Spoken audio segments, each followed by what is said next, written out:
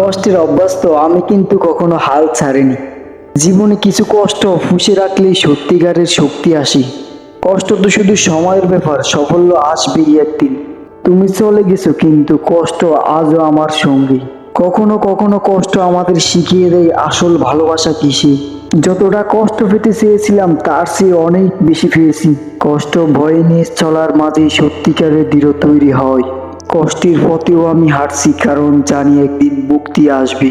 কষ্ট সহ্য করে মানুষ শক্তিশালী হয়, এটি আমার শিক্ষা। আমার ভিতরে অনেক কষ্ট কিন্তু একটুও দুর্বলতা নেই।